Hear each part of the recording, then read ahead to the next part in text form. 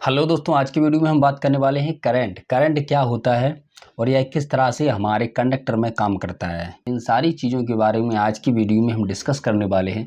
तो दोस्तों वीडियो में लास्ट तक बने रहिए। वीडियो पसंद आए वीडियो को लाइक करना और चैनल को सब्सक्राइब करना। दोस्तों सबसे पहले आपकी स्क्रीन पर एक तस्वीर दिखाई दे रही होगी। इस तस्वीर में आप देख सकते हैं कि एक व्यक्ति जो है इसकी धक्का लगाने का काम कर रहा है और एक व्यक्ति को धक्का लगाया जा रहा है इधर को।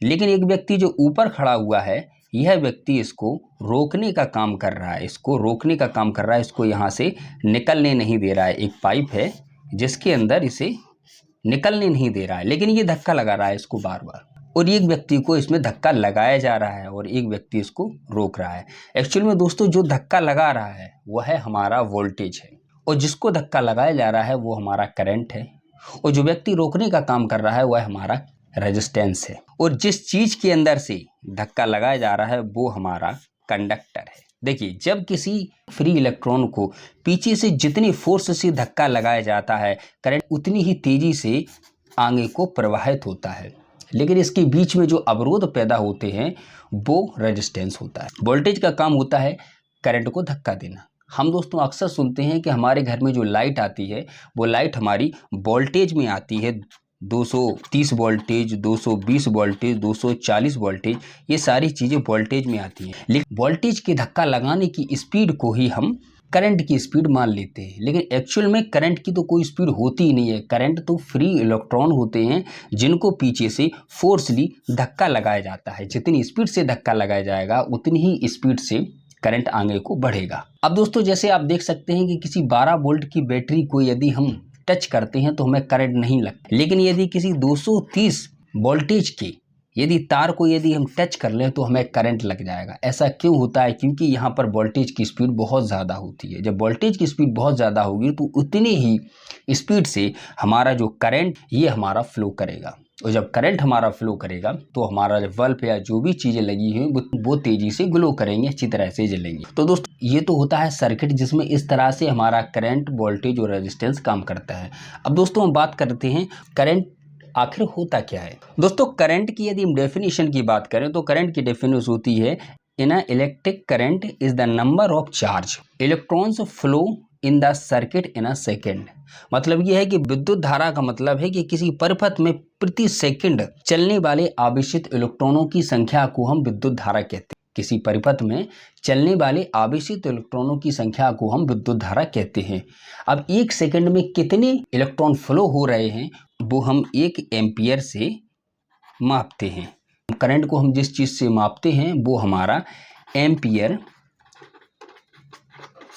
मीटर होता है, जिस एम्पियर मीटर से हम करंट को मापते हैं।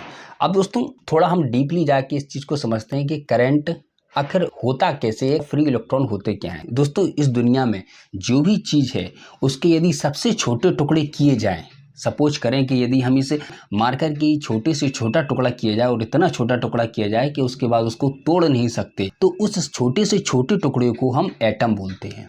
अब वह एटम भी 3 चीज़ों से मिलकर बना होता है। पहला होता है हमारा प्रोटॉन, दूसरा होता है हमारा न्यूट्रॉन और तीसरा होता है हमारा इलेक्ट्रॉन।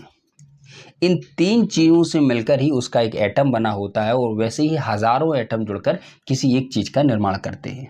ठीक है, तो जब ये तीनों चीज़ें किसी चीज़ के अंदर होती हैं तो ये चीज़ें होती क्या है। प्रोटॉन क्या होता है? प्रोटॉन होता है हमारा पॉजिटिव चार्ज। न्यूट्रॉन हमारा न्यूट्रल होता है, ये ना तो पॉजिटिव कह सकते हैं हम ना ही इसको नेगेटिव कह सकते हैं। और जो इलेक्ट्रॉन होता है वो हमारा नेगेटिव चार्ज होता है। अब ये किसी भी एटम के अंदर करते क्या है?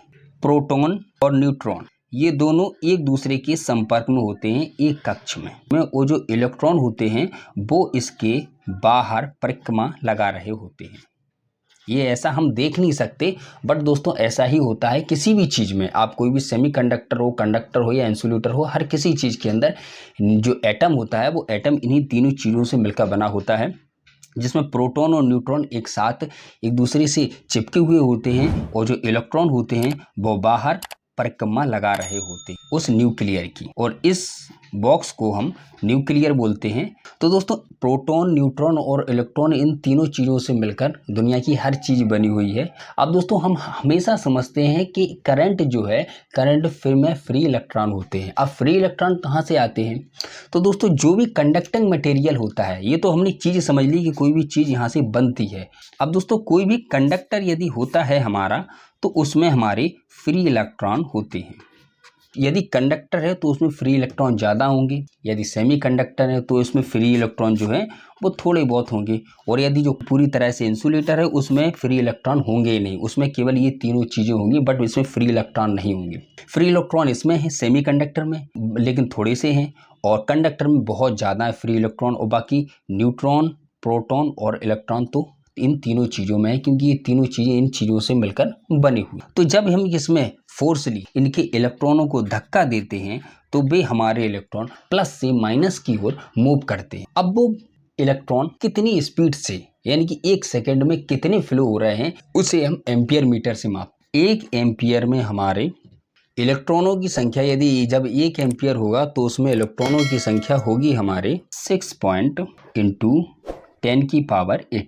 ये होती है हमारा 1 एम्पियर, ये होंगे हमारे पर सेकंड। 1 सेकंड के अंदर इतने इलेक्ट्रॉन फ्लो करते हैं 1 सेकंड के अंदर, तो उसे हम 1 एम्पियर बोलते हैं, यानी कि 6.25 इंटू 10 की पावर 80। इसको आप इंटू करेंगे तो ये बहुत बड़ी संख्या बन के आएगी।